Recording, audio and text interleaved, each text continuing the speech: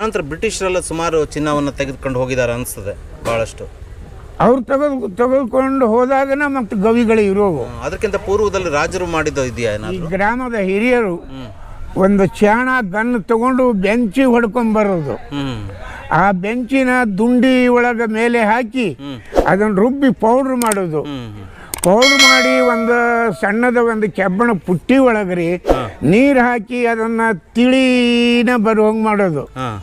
ಆ ತಿಳಿಗೆನ ಪಾರದ ರಸ ಹಾಕಿದ್ರೆ ಬಂಗಾರ ಹಿಡ್ಕೊತ 14ನೇ 12ನೇ ಒಂದು ಗುಂಜಿ ಅವಾಗ ಅದನ್ನು ಮಾರಿ ಉಪಜೀವನ ಮಾಡಿದ್ದ ಜನ. ಇದು ಎಷ್ಟು ಕಲ್ಲು ತರಬೇಕಾಗಿತ್ತು ಒಂದು ಗುಂಜಿ ಸಿಗೋದಾದ್ರೆ? ಒಬ್ಬ ಹೊರು ಅಷ್ಟು ಕಲ್ಲು ಬಂದ್ರೆ ಒಂದು ಸುಮಾರು ಒಂದು 10ರಿಂದ 20 kg ಬರ್ಬೋದು. 20 kg ಕಲ್ಲಲ್ಲಿ ಒಂದು ಗುಂಜಿ. ಆ ಗವಿ ಒಳಗೆ ಹೋಗಿ ಏನು ತಗೊಂಡ್ಬರ್ತಾರ್ರಿ ಬೆಂಚಿ ಹೊಡ್ಕೊಂಡು ಚಿಮ್ನೆಣ್ಣಿ ತಗೊಂಡು ಹೋಗ್ಬೇಕು ಒಳಗೆ. ಹಿಂಗಾಗಿ ಒಟ್ಟು ಅಪಾಯರಿ ಸತ್ರು ಜನ, ಎಷ್ಟೋ ಜನ. ಹಟ್ಟಿ ಚಿನ್ನದ ಗಣಿ ಅಂತ ಹೇಳಿ ಹಟ್ಟಿ ಅವ್ರು ಬಂದು ಒಂದು ಬ್ರಾಂಚ್ ಮಾಡಿದ್ರು ಇಲ್ಲಿ ಕಪ್ಪದ ಗುಡ್ಡದಲ್ಲಿ ನಮ್ಮ ಏರಿಯಾ ಒಳಗೆ. ನಿಮ್ಗೆ ನಿಜವಾಗಿ ಹೇಳ್ಬೇಕಂದ್ರೆ ನಮ್ಗೆ ಅದರ ಬಗ್ಗೆ 100ಕ್ಕೆ 100 ಗೊತ್ತು. ಯಾರು 100 ರೂಪಾಯಿ ಇಟ್ಕೊಂಡು ಇವತ್ತು ಸಾಹುಕಾರ ಯಾರೂ ಇಲ್ಲ ರೀ ಚಿನ್ನದಿಂದ. ಈ ಚಿನ್ನ ವೀಕ್ಷಕರೇ, ನಾನೀಗ ಮಾಲಿಂಗ್ಪುರ ತಾಂಡದಲ್ಲಿದ್ದೇನೆ. ಸೊ ನಿಮಗೆಲ್ಲ ತಿಳಿದ ಹಾಗೆ ಲಕ್ಕುಂಡಿಯಲ್ಲಿ ಒಬ್ಬ ಹುಡುಗನಿಗೆ ಚಿನ್ನ ಸಿಕ್ಕಿದ ನಂತರ ಲಕ್ಕುಂಡಿ ಆಗಲಿ ಗದಗದ ಕಪ್ಪದ ಗುಡ್ಡ ಆಗಲಿ ಸುಮಾರು ಬೆಳಕಿಗೆ ಬಂದಿದೆ. ಸೊ ಈ ಮಾಲಿಂಗ್ಪುರದ ಏರಿಯಾದಿಂದಲೇ ಕಪ್ಪತ್ತ ಗುಡ್ಡದಲ್ಲಿರುವಂತಹ ಚಿನ್ನದ ಕಲ್ಲುಗಳು ಲಕ್ಕುಂಡಿಯಲ್ಲಿರುವ ಟಂಕಶಾಲೆಗಳಿಗೆ, ಅಂದರೆ ಚಿನ್ನವನ್ನು ಟಂಕಿಸುವ ಟಂಕಶಾಲೆಗಳಿಗೆ ಹೋಗ್ತಿದ್ದು ಅಂತ ಕೆಲವೊಂದು ಇತಿಹಾಸಕಾರರು ಹೇಳಿದ್ದಾರೆ. ಸೊ ನಾನೀಗ ಇದೇ ಮಾಲಿಂಗ್ಪುರದ ತಾಂಡದಲ್ಲಿದ್ದೇನೆ. ಸೊ ಇಲ್ಲಿ ಸುಮಾರು 20-30 ವರ್ಷಗಳ ಹಿಂದೆ ಈ ಬ್ರಿಟಿಷರು ಮಾಡಿದಂತಹ ಚಿನ್ನದ ಗುಹೆಗಳಲ್ಲಿ ಆ ಚಿನ್ನದ ಕಲ್ಲುಗಳನ್ನು ತಂದು ಇಲ್ಲಿ ಆ ಚಿನ್ನವನ್ನು ಪಡಿತಾ ಇದ್ದವರು ಇಲ್ಲಿ ಕೂತಿದ್ದಾರೆ ನೋಡ್ರಿ ಕಟ್ಟೆ ಮೇಲೆ. ಸೊ ಹಿರಿಯರು ಇಲ್ಲಿ ಕೂತಿದ್ದಾರೆ. ಇವರು ಶಿವಪ್ಪ ಅಂತ, ಅವರು ಹನುಮಂತಪ್ಪ ಅಂತ, ಅದೇ ರೀತಿ ಅವರು ಜೋಗಪ್ಪ ಅಂತ. ಇವರು 3 ಜನ ಸಹ ಹಿರಿಯರು ಆಗಿನ ಕಾಲದಲ್ಲಿ ಬ್ರಿಟಿಷರು ಮಾಡಿದಂಥ ಚಿನ್ನದ ಗುಹೆಗಳಲ್ಲಿ ಹೋಗಿ ಚಿನ್ನದ ಕಲ್ಲನ್ನು ತಂದು ಅದರಿಂದ ಚಿನ್ನವನ್ನು ಪಡೆದು ಜೀವನವನ್ನು ಸಾಗಿಸ್ತಿದ್ರಂತೆ. ಇವ್ರನ್ನೆಲ್ಲ ಮಾತಾಡ್ಸೋಣ. ಸರ್ ನಮಸ್ಕಾರ. ನಮಸ್ಕಾರ ಅಜ್ಜವರೇ. ನಮಸ್ಕಾರ ಅಜ್ಜವರೇ. ನಮಸ್ಕಾರ. ತಮ್ಮ ಹೆಸರು? ನಮ್ಮ ಹೆಸರು ಸೋಮಪ್ಪ ಗಣಪ ರಾಠೋಡ್. ನಿಮ್ಗೆ ಜೋಗಪ್ಪ ಅಂತ ಕರೀತಾರೆ. ನಮಗೆ ಭಾಳ ವರ್ಷ ಆಯ್ತು. ಎಲ್ಲಮ್ಮ ದೇವಿಯ ಆರಾಧಕರು. ಆ ದೇವಿ ಆರಾಧಕರು. ಹೀಗಾಗಿ ನಮಗೆ ಆ ದೇವಿ ಆರಾಧಕರು ಇರುವುದರಿಂದ ಜೋಗಮ್ಮನವರು ಅಂತಾರೆ. ಎಷ್ಟು ವರ್ಷ ನಿಮಗೆ? ನಮಗೆ 72 ರೀ. ಈಗ 72 ವರ್ಷ. ಇಲ್ಲಿ ಕಪ್ಪತ್ತ ಗುಡ್ಡದಲ್ಲಿರುವ ಚಿನ್ನದ ಗವಿ, ಬ್ರಿಟಿಷ್ ಕಾಲದಲ್ಲಿ ಮಾಡಿದಂಥ ಚಿನ್ನದ ಗವಿಗಳ ಬಗ್ಗೆ ಏನು ಹೇಳ್ತೀರಾ? ಗುಹೆಗಳ ಬಗ್ಗೆ? ಚಿನ್ನದ ಗವಿಗಳು ಬ್ರಿಟಿಷರ ಕಾಲಕ್ಕೆ ಮಾಡಿದ್ದ ಭಾಳ ಅದಾವ್ರಿ. ಎಷ್ಟಿದೆ ಸುಮಾರು ಅಂದಾಜು? ಸುಮಾರು 15ರಿಂದ 20 ಗುಹೆಗಳದಾವ. ಮೇಲಿಂದ ಹಾಗೆ ಟೈಪು ಸಿಂಕಿ ಅಂತೀವಿ, ಸಿಕ್ಕಿ ಮೇಲಿಂದ ತೂತ್ ಮಾಡ್ಯಾರ. ಗವಿಗನ ಹೋಗಿ ಕಲೆಕ್ಷನ್ ಆಗೈತಿ. ಮೇಲಿಂದ ಗಾಳಿ ಬರುತ್ತೆ, ಮೇಲೆ ಎಲ್ಲ ಕಾಣುತ್ತೆ. ಆ ನಂತರ ಇಲ್ಲಿ ಸಾಂಗ್ಲಿ ರಾಜರು ಅಂಥೇಳಿ ಅವ್ರ ಹದ್ದೊಳಗೆ ಭಾಳ ಕೆಲಸ ಮಾಡ್ಯಾರ. ಯಾವಾಗ ಅದು? ಸುಮಾರು ಬ್ರಿಟಿಷರು ಮಾಡಿದ್ಕ ಮೊದ್ಲ. ನಮ್ಗೆ ಯಾವಾಗ ಮಾಡಿದ್ದು ಗೊತ್ತಿಲ್ಲ. ಮೊದ್ಲ ಮಾಡ್ಯಾರ್ರಿ ಅದು ಮಾಡಿದ್ದು. ಸುಮಾರು ಗಹೆಗಳು ಇದ್ರೂ ಮೇಲಿಂದ ನೆಟೆ ಭಾಳ ಮಾಡ್ಯಾರ ಅವರು. ನೆಟೆ ಹಗೆಗತೆ ಅಂತೆ. ಮೇಲಿಂದ ತೂತ್ ಮಾಡಿದ್ದಾರೆ. ಮೇಲಿಂದ ಬಹಳ ಗುಡ್ಡ ತುಂಬ ತೂತದವ್ರಿ.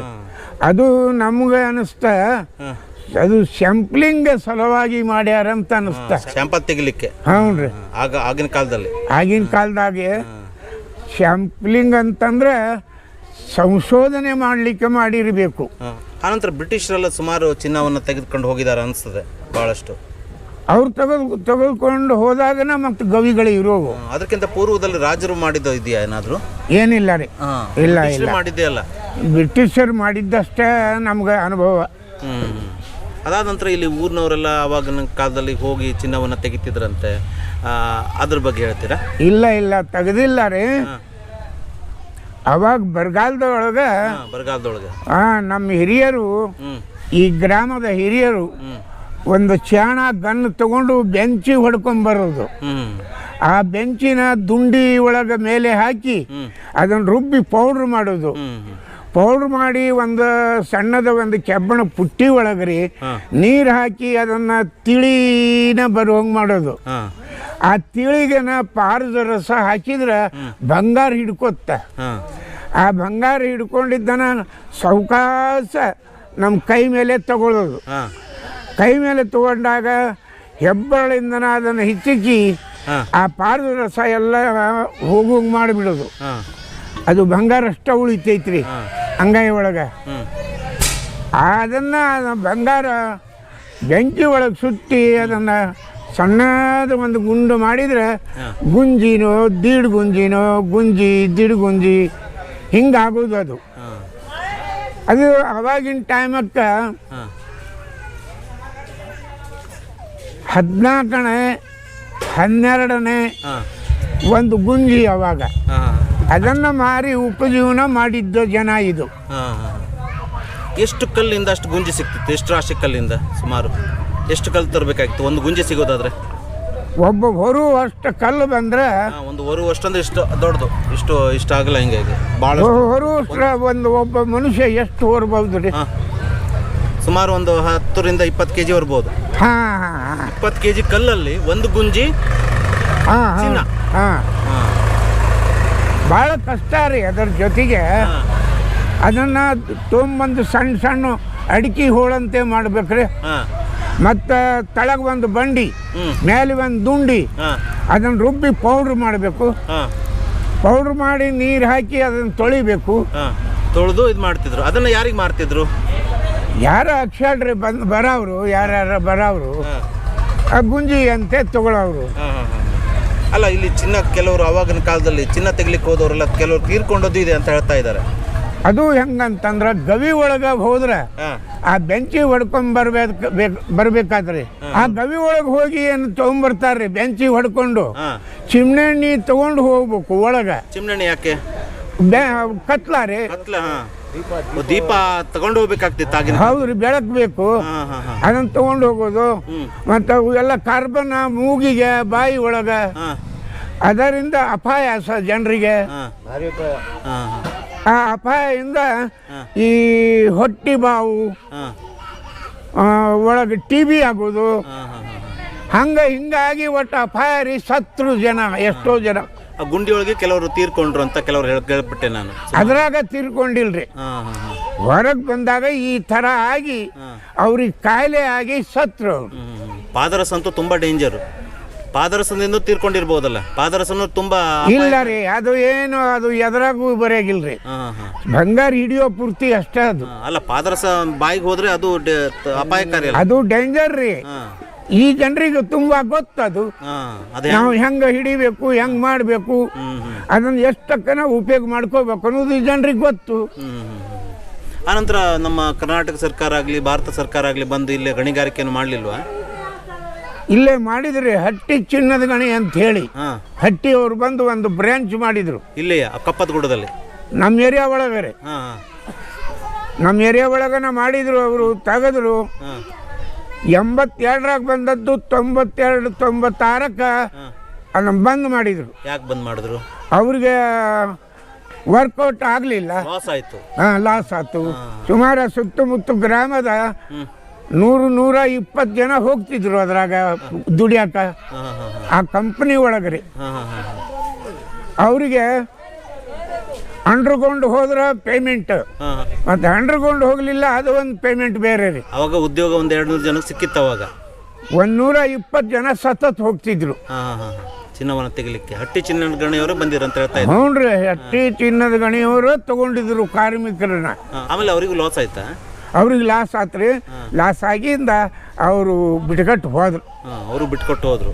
ಅದ್ರ ಬಗ್ಗೆ ನಮ್ಮ ಕಡೆ ಏನಾಗಲಿಲ್ಲ ರೀ. ಅದು ನಮ್ಮ ಕಡೆ ಏನಾಗಲಿಲ್ಲ. ಗಣಿಗಾರಿಕೆಗೆ ಇಷ್ಟಿಷ್ಟು ದಿವಸ ಅಂತ ಹೇಳಿ ಕಾವಲು ಇರ್ತೈತ್ರಿ.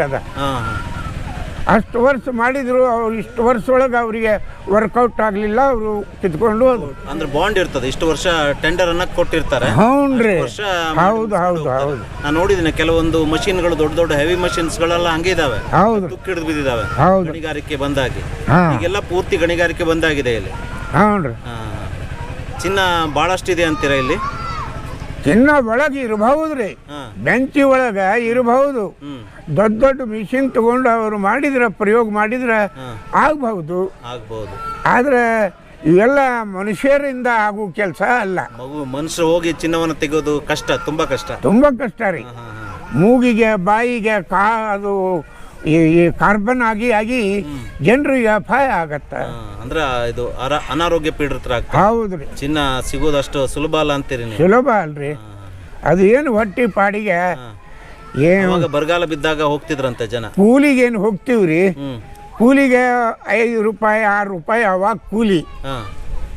ಇವಾಗ 100-150 ರೂಪಾಯಿ ಕೂಲಿ. ಕೂಲಿ ಹೋಗು ಖರ್ಚು, ಅದು ಕೂಲಿ ಹೋಗುವಷ್ಟಕ್ಕೆ ಅದು ಕೆಲಸ ಆಗತ್ತ. ಅಂದ್ರೆ ಆ ಬಂಗಾರದಿಂದ ಶ್ರೀಮಂತರಾದವ್ರು ಯಾರಿಲ್ಲ ಇಲ್ಲಿ? ಯಾರಿಲ್ರಿ ಸಾಹೇಬ್ರ. ಬಹಳಷ್ಟು ಜನ ಮಾಧ್ಯಮಗಳ ಕೆಲವೊಂದು ಇದರಲ್ಲಿ ತೋರಿಸ್ತಾ ಇದ್ದಾರೆ, ಬಹಳಷ್ಟು ಕೊಪ್ಪರಿಗೆ ಎಷ್ಟು ಚಿನ್ನ ಇದೆ ಹಂಗಿಗೆ ಅಂತ ತೋರಿಸ್ತಾ ಇದ್ದಾರೆ. ಹಾಗೇನಿಲ್ಲ ಇಲ್ಲಿ ಸಾಹೇಬ್ರ. ನಿಮ್ಗೆ ನಿಜವಾಗಿ ಹೇಳ್ಬೇಕಂದ್ರೆ ನಮ್ಗೆ ಅದರ ಬಗ್ಗೆ 100ಕ್ಕೆ 100 ಗೊತ್ತು. ಯಾರು 100 ರೂಪಾಯಿ ಇಟ್ಕೊಂಡು ಇವತ್ತು ಸಾಹುಕಾರ ಯಾರೂ ಇಲ್ಲ ರೀ. ಚಿನ್ನದಿಂದ, ಈ ಚಿನ್ನದಿಂದ ಸಾಹುಕಾರದವ್ರು ಯಾರು ಇಲ್ಲ, ಯಾರು ಇಲ್ಲ. ನಮ್ಮ ತಂಡದಾಗನೂ ಯಾರಿಲ್ಲ, ಎಲ್ಲ ಬಡ ಜನ ರೀ ಸಾಹೇಬ್ರಿ. ಇದು ಗ್ರಾಮ ಎಷ್ಟು ಅಂದ್ರೆ 387 ಮನೆಗಳದಾವ್ರಿ. 387 ಮನೆಗೆ ಸುಮಾರು 400-450 ಜನ ಅಂತೂ ಇರ್ಬೇಕ್ರಿ. ಹೌದೌದು. ಇಷ್ಟು ಜನ ಹೊಟ್ಟಿ ಪಾಡಿ ಇಲ್ಲಿ ನಡೆಯೋದು ಹೆಂಗ್ರಿ? ಹೌದೌದು. ಉಪಯೋಗ ಇಲ್ಲ ರೀ, ಇಲ್ಲಿ ಇರೋದ ಉಪಯೋಗ ಇಲ್ಲ ಅಂತ ಹೇಳಿ ಗೋವಾ, ಕಾಫಿ ತೋಟ ಕಡೆ, ಮಂಗಳೂರು ಹಿಂಗೆ ಹೋದದ್ದು ಭಾಳ ಜನ ರೀ.